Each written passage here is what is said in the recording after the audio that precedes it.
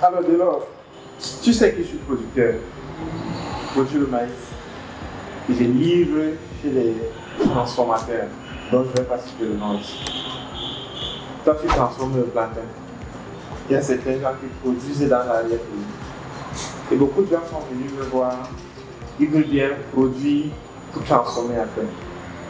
Mais, te connaissant toi qui transforme et connaissant les gens qui produisent ou qui veulent produire, je pose toujours la question de savoir, est-ce qu'il n'y a pas une façon qu'ils se concentrent uniquement dans la production et toi dans la transformation? Chacun fait bien son travail. Ta question est très pertinente. Mais mon avis va peut-être surprendre plus d'un. J'avais la même vision au départ, lorsque on a commencé.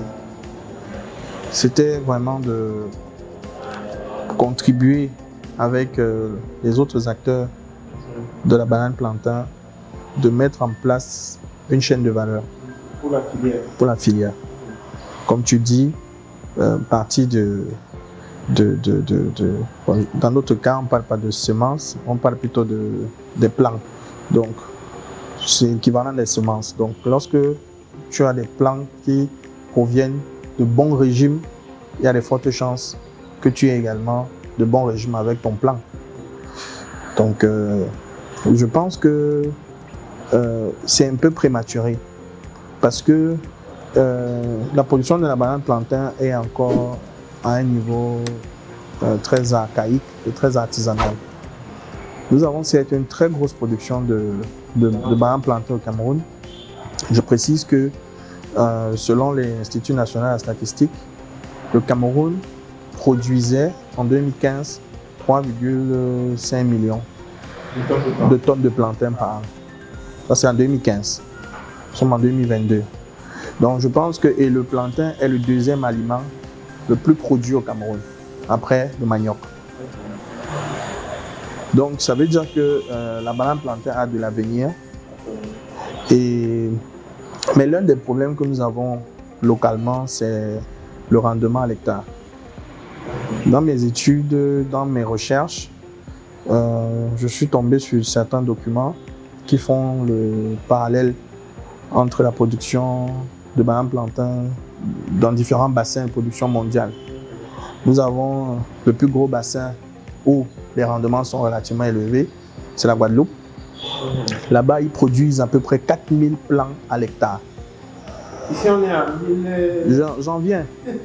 La Côte d'Ivoire, qui a les mêmes conditions climatiques que nous, produisent 2500 plants à l'hectare. Au Cameroun, on varie entre 1500 et 1700 plants à l'hectare. Donc, ça veut dire que sur 1 hectare de production de banane plantain, nous sommes déjà défavorisés au niveau du prix par rapport, je prends l'exemple de la Côte d'Ivoire. Donc déjà, notre plantain n'est pas exportable. 1 kilo de banane plantain qui provient d'Amérique du Sud, vendu en Europe, coûte à peu près 1,80 € le kilo. Parfois, ça descend jusqu'à 1,60 €. Dans certains pays, comme en Allemagne, ça vaut un peu plus de 2 €, 2 €, 2,20 €. C'est entre 1,60 € et 2,20 €. Ça veut dire que si on devait exporter le plantain du Cameroun, je pense qu'il vaudrait à peu près 3 ou 4 €. Donc, on ne peut pas l'exporter. Voilà. Donc, je pense que il faudrait, de mon point de vue, que les acteurs de chaque segment d'activité, secteur primaire, secondaire, tertiaire, que chacun se concentre dans son univers et que nous ayons des géants ou des acteurs importants dans chacun des segments. C'est ensuite, à la suite de ça, qu'on pourra penser ou on pourrait penser créer, parce que tu parlais de la communion, de créer la synergie. Mais je dis qu'on ne peut pas créer la synergie, du moins ce serait difficile de créer la synergie à partir du moment où on n'a pas d'acteurs majeurs dans chacun segment d'activité. Parce que dans le secteur primaire, Il y en a qui disent qu'ils produisent des hectares. Nous avons eu quelques exemples ici de faillite. Je ne vais pas citer les noms. Pour quelles raisons ils ont fait faillite, je n'en sais rien. Dans le domaine de la transformation, il y a quelques acteurs, dont nous, mais nous sommes tous encore de petits acteurs. Nous ne sommes pas capables d'impulser une certaine dynamique dans la chaîne de valeur. Si c'était si facile, nous sommes plutôt dans un environnement ultra concurrentiel où chacun veut savoir ce que l'autre fait. C'est normal, c'est de bonne guerre. Donc, mais je pense qu'il faudrait d'abord qu'on atteigne une certaine taille critique. C'est quand on va atteindre la taille critique qu'on aura de gros producteurs, de gros farmers dans le domaine de la banane plantain. Vous pouvez même subventionner. Voilà. Donc, je pense que c'est trop tôt. Il faudrait d'abord que on parle de spécialisation, que chacun se spécialise dans un domaine et soit intraitable dans son domaine. Ensuite, on pourra s'asseoir avec les différents acteurs parce qu'il faut savoir que la production de la banane plantain se fait de façon artisanale. De deux, on parle d'agriculture de subsistance. La plupart de gros acteurs, ce sont ceux qui font spécifiquement de palmier à huile, qui fait à peu près 4 ans, 5 ans, pour le cacao. Et en attendant la rentabilité, ils mettent du plantain au milieu. Donc, ce n'est pas des spécialistes de la banane plantain. Quand je parle de spécialiste, ça veut dire que, comme toi, tu fais le maïs. Tu as 20, 30, 50 hectares de banane plantain, comme le PHP. Le PHP a, je ne sais même pas combien d'hectares, mais ils ont de la banane à perte de vue. Et ils ne font que ça. Donc, si on arrive à ça, qu'on a 2 ou 3 acteurs majeurs, on a peut-être une dizaine de transformateurs capables d'absorber cette quantité de plantain produite. Le marché est là. Quand je te parle de 3,5 millions de tonnes produites par an, vous ne pouvez pas faire plus d'une semaine, voire 2, sans manger la banane plantain vivant au Cameroun. Ouais, vous ne pouvez pas aller dans une fête sans trouver la banane plantain sous diverses formes que possible. Vous avez les frites de plantain, vous avez le plantain bouilli, et des fois vous avez le plantain tapé, sans compter les chips. Donc c'est pratiquement un produit, un must sur une table. Vous avez également le manioc qui est en top. Voilà. Donc il y a numéro 1. Donc on a le manioc en première place et le plantain en deuxième place. Donc la question de est-ce qu'il y a un marché, ça ne se pose pas. Le marché est là de toute façon. Donc il faut d'abord la professionnalisation et la spécialisation de l'activité. Et aussi que chacun puisse grandir dans ce voilà. Donc c'est difficile que 2 personnes qui ont faim décident de s'associer. Je dis encore autre chose. C'est difficile 2 aveugles. Ouais, que l'un puisse guider l'autre. Quand chacun se bat encore, voilà. Donc vraiment, quand on est encore aveugle, battons-nous. Battons-nous d'abord pour voir. ou bien un enfant de 6 mois et un autre de 8 mois. Personne ne peut arrêter la main de personne. Il faut au moins l'enfant de 2 ans pour arrêter la main de celui de 6 mois. Donc il faut d'abord qu'on grandisse. En tout cas, c'est une belle façon de terminer la vidéo parce que finalement, à la fin, on aimerait que tu donnes 1 ou 2 conseils. Parce que les jeunes africains, aujourd'hui, je vais dire pas plus toi, tu vois. Qu'est-ce que tu peux donner? Suppose que tu es un grand frère, tu as un petit frère qui veut se lancer, qui vient te voir et te dit de l'ordre.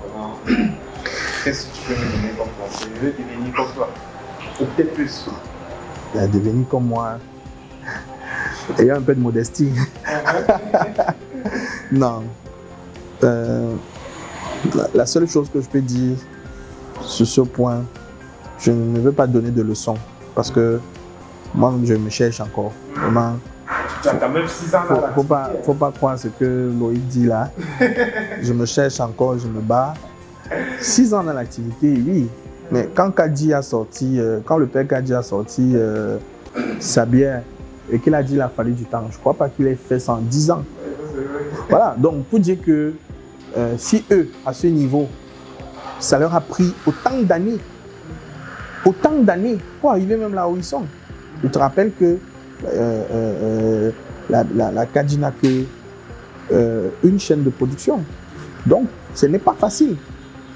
Donc, je dirais tout simplement que le seul conseil que je puisse donner, en toute modestie bien sûr, c'est d'avoir une vision bien claire et avoir s'armer de beaucoup de patience et d'abnégation. C'est tout ce que je peux dire. L'argent n'est qu'un prétexte pour ne pas passer à l'action.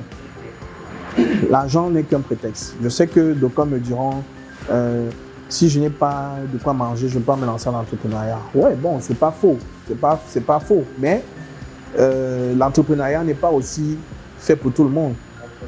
C'est pas parce que ton voisin a eu le bac C que tu as les capacités, les aptitudes d'aller faire le bac C. Peut-être que tu as des aptitudes en lettres. Donc, il faut savoir où est-ce qu'on a, quels sont nos points forts. Et puis, il y a sur Internet, vous avez des tests entrepreneuriaux pour voir, c'est des questions ludiques qui vous permettent de voir déjà a priori si vous avez les aptitudes ou les capacités ou le mental pour se lancer. Ça ne coûte rien du tout. On peut le faire et être honnête envers soi-même en répondant aux questions et en se fiant aux résultats avant de se lancer. Donc, ça veut dire que déjà d'office, ceux qui vont mettre le frein financier en avant, l'argent n'est que le moyen d'exécuter. Mais en réalité, un projet, c'est d'abord une vision. Quelle est ta vision? Avoir une vision, ça ne coûte pas cher. Maintenant, on peut trouver des cofondateurs. Je peux avoir une vision. Je peux être un visionnaire. Je peux avoir des bonnes idées, mais je n'ai pas les moyens.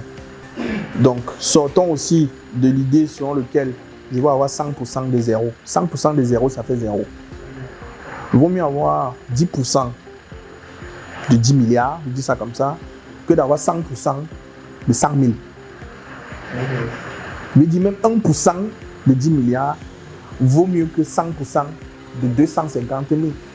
Donc, il faut qu'on sorte aussi de cette logique. On va avaler mon projet, on va voler mon projet. Ça, ce sont des excuses. Donc, on peut être 2 ou 3 cofondateurs.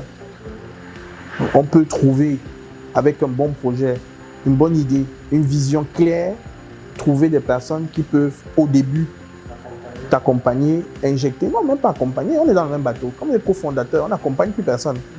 On est dans le même bateau. Donc, des gens qui peuvent cofinancer et savoir se vendre. Parce que lorsqu'on n'a que son projet sur le papier ou dans la tête, bon, dans la tête, c'est difficile de convaincre quelqu'un avec le projet dans la tête. Il faut quand même quelques chiffres, même si c'est théorique, il faut quand même quelque chose de plausible et de cohérent pour que quelqu'un puisse, pour qu'on puisse espérer avoir un éventuel investisseur. Donc, je m'arrêterai là. Vraiment, j'ai parlé de l'argent parce que je sais que dans la vidéo, il y aura des gens qui vont écrire sûrement en commentaire que oui, l'argent, j'ai déjà entendu ça, que oui, si je n'ai pas l'argent, machin, non. L'argent vient après. Mais pour se lancer, il y a le préalable. Est-ce que j'ai les capacités, les aptitudes? Chacun peut taper sur Internet, entrepreneur test. Tape entrepreneur, espace test sur Google. On va trouver plein de pages.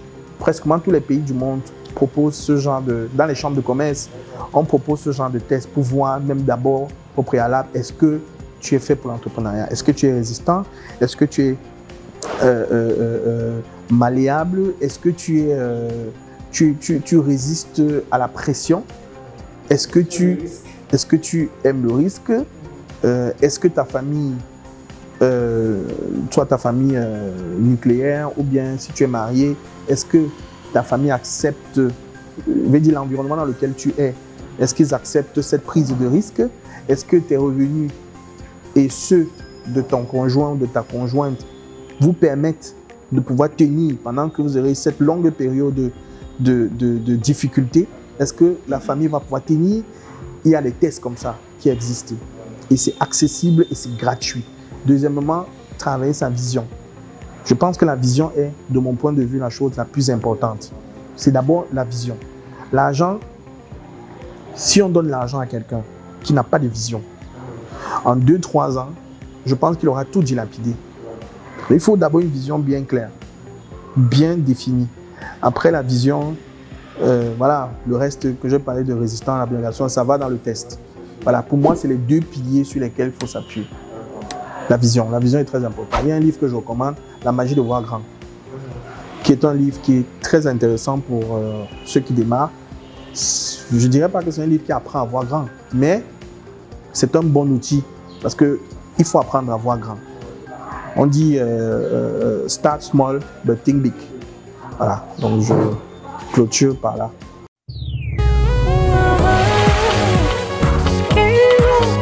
Hello Chips, le numéro 1 du plantain au Cameroun.